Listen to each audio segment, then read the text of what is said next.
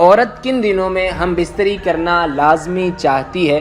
ہم بستری کرنے کا کیا طریقہ ہے؟ مباشرت کے کیا آداب ہیں اور اسلام اس بارے میں ہمیں کیا کہتا ہے؟ دوستو، میاں بیوی کے تعلق سے کچھ ایسے مسائل ہیں جن کا جاننا بے حد ضروری ہے، مگر وہ نہیں جانتے کیونکہ دینی کتاب پڑھتے نہیں اور عالم سے مسئلہ پوچھنے میں شرم آتی ہے۔ مگر عجیب بات یہ ہے کہ مسئلہ پوچھنے میں شرم آتی ہے، مگر وہی غیرت اس وقت مر جاتی ہے جب دلہا اپنے دوستوں کو اور دلہن اپنی سہیلیوں کو پوری رات کی کہانی سناتی ہے۔ حضرت امام غزالی رحمۃ اللہ علیہ فرماتے ہیں کہ جماع یعنی صحبت کرنا جنت کی لذتوں میں سے ایک لذت ہے، اور حضرت جنید بغدادی رحمۃ اللہ علیہ فرماتے ہیں کہ انسان کو جماع کی ایسی ہی ضرورت ہے جیسے غذا کی، کیونکہ بیوی کی طہارت کا سبب ہے۔ دوستو، پرانے حکامہ کہتے ہیں کہ عورت میں جنسی چاہت کے 9 حصے ہوتے ہیں اور مرد میں جنسی چاہت کا 1 حصہ ہوتا ہے، لیکن کیا وجہ ہے کہ جنسی چاہت چونکہ مرد میں 1 حصہ ہوتا ہے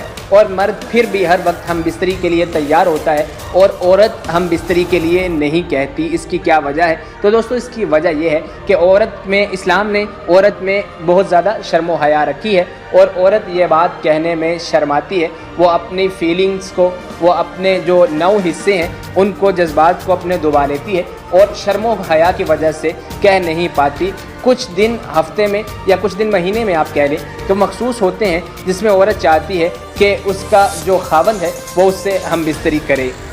تو دوستو، آپ کو بتاتے ہیں کہ وہ کون سے ایام ہیں۔ وہ ایام حیض کے بعد کے 3 ایام ہیں جس میں عورت چاہتی ہے، یعنی کہ ماہواری کے جو ایام ہیں 7 دن یا زیادہ 5 دن، اور کچھ مخصوص حالات میں 7 دن سے زیادہ بھی ہو سکتے ہیں۔ اس کے بعد جو 3 دن آتے ہیں اس میں عورت چاہتی ہے کہ وہ اپنے مرد کے ساتھ، اپنے خاوند کے ساتھ ہم بستری کرے، لیکن حالت حیض میں یعنی کہ ماہواری میں جو جمع کرنا ہے وہ بالکل حرام ہے۔ حائضہ عورت سے شرمگاہ میں جمع کرنا حرام ہے، اس لیے کہ اللہ تعالیٰ کا فرمان ہے، آپ سے حیض کے بارے میں سوال کرتے ہیں، یعنی کہ ماہواری کے بارے میں سوال کرتے ہیں، کہہ دیجئے کہ وہ گندگی ہے، حالت حیض میں عورتوں سے الگ رہو۔ جو کوئی بھی اس کا مرتکب ہو اسے چاہیے، یعنی کہ جو کوئی بھی ماہواری کی حالت میں اپنی بیوی کے ساتھ جمع کرے، ہم بستری کرے، تو اس کو چاہیے کہ اللہ تعالیٰ سے استغفار کرے اور اپنے گناہوں کی بخشش طلب کرتے ہوئے اس سے توبہ کرے، اور اس کے ایک کفارہ میں 1 یا آدھا دینار بھی صدقہ کرنا چاہیے۔ جیسا کہ اس کا ثبوت جو ہے وہ میں حدیث پاک سے بھی ملتا ہے کہ ابن عباس رضی اللہ تعالیٰ عنہما یہ بیان کرتے ہیں کہ رسول اکرم صلی اللہ علیہ وآلہ وسلم نے فرمایا، جو شخص بھی حائضہ عورت سے ہم بستری کر لے وہ 1 یا آدھا دینار صدقہ کرے، لہٰذا 1 یا آدھا دینار جو بھی صدقہ کریں وہ کافی ہوگا۔ کسی کے لیے یہ بھی جائز نہیں کہ وہ بیوی سے حیض کا خون ختم ہونے یعنی کہ ماہواری کا خون ختم ہونے اور غسل کرنے سے قبل ہی جمع کرے، اس لیے کہ اللہ تعالیٰ کا فرمان ہے، اور تم ان کے قریب نہ جاؤ جب تک وہ پاک صاف نہ ہو جائیں۔ اللہ تعالیٰ نے حائض عورت سے جمع کی اس وقت تک اجازت نہیں دی جب تک اس کا خون نہ رک جائے اور وہ پاک صاف ہونے کے لیے غسل نہ کر لے، اور جو بھی بیوی کے غسل سے قبل جمع کرے گا وہ گناہ گار ہوگا اور اس پر کفارہ بھی ہوگا۔ تو دوستو، جب ایام حیض سے عورت پاک ہو جائے یعنی کہ ماہواری کے بعد پاک ہو جائے اور اس کے بعد غسل کرے، تو اس کے بعد کے جو 3 ایام ہیں وہ حکامہ کہتے ہیں کہ تب عورت چاہتی ہے کہ اس کا مرد جو ہے وہ اس کے ساتھ ہم بستری کرے۔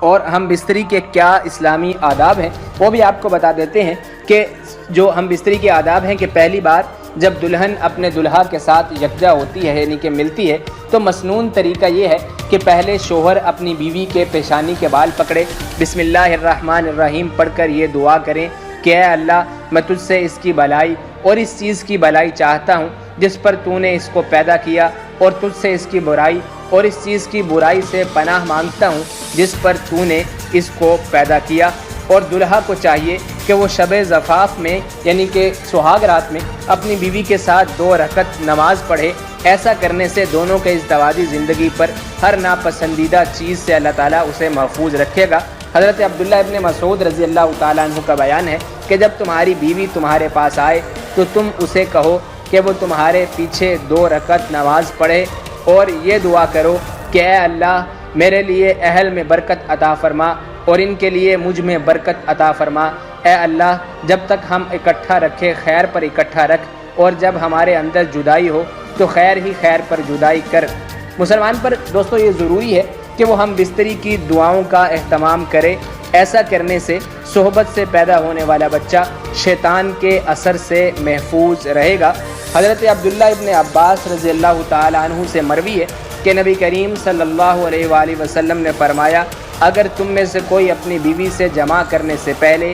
یہ دعا پڑھ لے کہ اے اللہ تو ہمیں شیطان سے محفوظ رکھ اور تو ہمیں جو اولاد عطا کر اسے بھی شیطان سے بچانا، تو ان کے یہاں جو بچہ پیدا ہوگا شیطان اسے کبھی ضرر یعنی کبھی نقصان نہیں پہنچا سکے گا۔ تو دوستو جمع کے آداب میں یہ ادب ہے، ہم بستری کے آداب میں یہ ادب بھی ہے کہ جمع کے شروع میں بسم اللہ الرحمن الرحیم پڑھنا ضروری ہے۔ اس میں بہت زیادہ برکت ہے اور جمع کے وقت بالکل برہنہ ہونا ممنوع ہے۔ اس سے میاں بیوی اور بچے کو نقصان پہنچنے کا اندیشہ ہوتا ہے۔ میاں بیوی اپنے اوپر کوئی پردہ وغیرہ ڈال کر صحبت کریں، ہم بستری کریں، اپنی انسانی کرامت کا خیال رکھیں کہ نبی کریم صلی اللہ علیہ وآلہ وسلم کا ارشاد ہے کہ جانوروں کی طرح اپنے آپ کو برہنہ نہ کرو۔ حیض عورت کو ماہواری کا خون آنا اور نفاس یعنی کہ ولادت کا خون، اس کی حالت میں بیوی کے ساتھ جمع کرنا حرام ہے، اس لیے کہ حیض کے معنی پلیدی یا زخم کے ہیں۔ ان دنوں میں حائضہ عورت رحم کا ناپاک خون گراتی ہے جس سے درد اور تکلیف بھی ہوتی ہے۔ ان دنوں میں بیوی کے ساتھ جمع مردوں کے لیے بہت سی بیماریوں کا سبب بنتا ہے اور عورت کے لیے بھی بہت نقصان دہ ہے۔ اسی طرح نفاس اور ولادت کے وقت ناپاک خون نکلتا ہے، ایسی حالت میں بھی عورتیں سخت اذیت سے گزرتی ہیں۔ ایسے میں بھی مرد اور عورت کا صحبت کرنا سخت نقصان دہ ہے۔ اس کے علاوہ ایک ساتھ سونا، کھانا کھانا وغیرہ جیسے امور سب جائز ہیں، دور جاہلیت کی طرح نہیں کہ جس میں ایام حیض اور نفاس میں بیوی سے نفرت کی جاتی تھی۔ اس کے علاوہ دوستو اپنی بیوی کے ساتھ پیچھے کی طرف یہ صحبت کرنا جو ہے وہ گناہ کبیرہ ہے، اور بہت بڑی بے شرمی کی بات یہ ہے کہ ایسا کام جانور بھی نہیں کرتے۔ اسی گناہ کی وجہ سے قوم لوط ہلاک ہوئی تھی۔ نبی کریم صلی اللہ علیہ وآلہ وسلم کا ارشاد مبارک ہے کہ وہ شخص لعنتی ہے جو اپنی بیوی سے پیچھے کی طرف سے جمع کرے، اور اپنی بیوی کے ساتھ مباشرت جو ہے دوستو وہ ایک راز ہے، اس راز کو فاش کرنا بڑا گناہ اور بڑی بے غیرتی اور بڑی بے حیائی ہے۔ حضرت ابو سعید خدری رحمۃ اللہ رضی اللہ تعالی عنہ سے روایت ہے کہ رسول اللہ صلی اللہ علیہ وآلہ وسلم نے فرمایا کہ قیامت کے دن اللہ کے نزدیک وہ شخص بدترین درجے میں ہوگا جو بیوی سے جمع کرنے کے بعد اس کا راز افشا کرے۔